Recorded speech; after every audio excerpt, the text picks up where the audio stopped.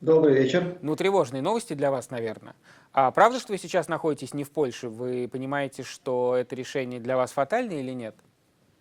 Нет, это неправда, я нахожусь в Польше. Решение для меня, ну, у меня есть право на его обжалование. Мне дается законодательно в Польше 2 недели на то, чтобы я подготовил и подал мотивированную жалобу в вышестоящую инстанцию. И мы уже с моими адвокатами в Польше здесь начали работу по обжалованию данного решения. Давайте так, когда последний раз, вот просто последний раз от этого момента, когда мы с вами разговариваем, вы получали угрозы жизни?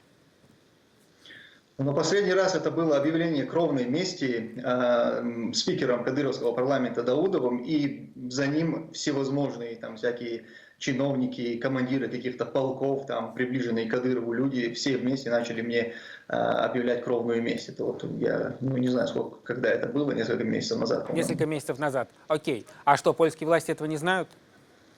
Прекрасно знают, они даже это признают, из-за того, что они признали опасность моего возвращения, опасность преследования и неправового отношения ко мне в Чечне, в России. Из-за этого было предоставлено убежище моей семье. То есть им всем предоставили защиту. Но меня, тем не менее, власти Польши готовы отдать на растерзание России. Ну а как это вот сочетается? Вроде же понятно, что... Это объясняется тем, что власти Польши видят во мне некую угрозу для своего государства. И между выбором угрозы своему государству или смерть там, или неправовое отношение ко мне, они выбирают, пусть лучше его там А убьют. в чем угроза? Вы агитируете за ИГИЛ? Нет, конечно, нет. К сожалению, они не объясняют, в чем они меня обвиняют, в чем вообще моя угроза. И тем самым я лишен возможности как-то это оспаривать. То есть я не знаю, в чем Власти, меня. а скажите, пожалуйста, так, власти Польши, ну, я имею в виду те власти, которыми вы общаетесь, я думаю, что это власти, которые, пограничные власти, да, в основном, они боятся чеченцев, или они боятся мусульман, или они боятся вашей популярности, или они ничего не боятся? Мне сложно говорить, сложно обсуждать эту тему. Я могу лишь одно сказать. Очевидно, что где-то в высоких кабинетах польской власти существует человек или ряд лиц, которые не хотят меня видеть в Польше. Тут просто надо понимать, что вы довольно яркий блогер, и вас смотрят далеко не только в Чечне. И, в общем, мне интересно было бы, чтобы вы попытались влезть в головы чиновников польских, попробовать проанализировать свой контент, как это воспринимается в их голове, но прежде чем, может быть, вы сделаете это еще в нашем эфире, подумайте об этом. Я хочу нашим зрителям вам напомнить, а им рассказать, что вот действительно против вас же вам не только лорд звонит по телефону, против вас довольно активно работают чеченские СМИ.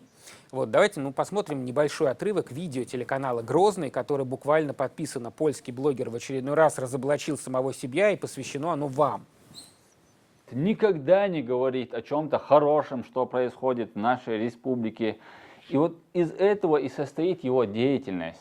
Поэтому претендовать на объективность этот человек не может ни в коем случае.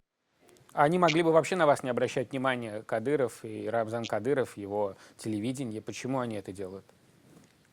Потому что на меня обращает внимание общество. Они видят, что общество меня смотрит, они видят, что это настроение в обществе растет, негативное в их адрес. Они видят, что протестное настроение растет. И они вынуждены на это как-то реагировать. И вот пока они это делают какими-то неуклюжими, такими неопытными, неграмотными какими-то шагами, например, выкладывая каких-то блогеров, да, на своем официальном канале, на ЧКТРК Грозный, это, конечно, выглядит очень смешно.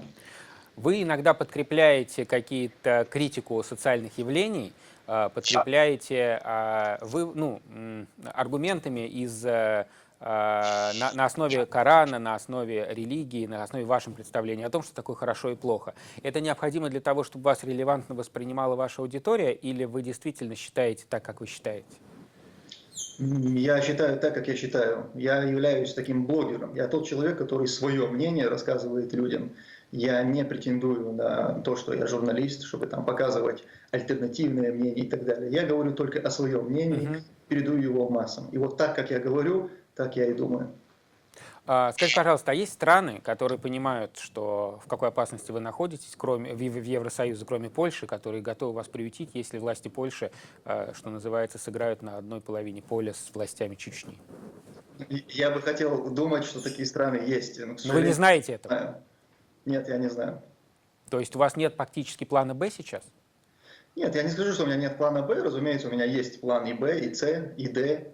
Но я не знаю такой страны, которая бы сказала Тумсо, приезжай к нам, мы тебе дадим защиту. Мгм. Слушайте, последний вопрос, у нас 10 секунд, вы коротко ответите. Если вдруг бы вам предложил, например, Соединенные Штаты Америки уехать, и вы бы это сделали, ваши подписчики отнеслись бы к этому с пониманием или заклеймили бы вас позором?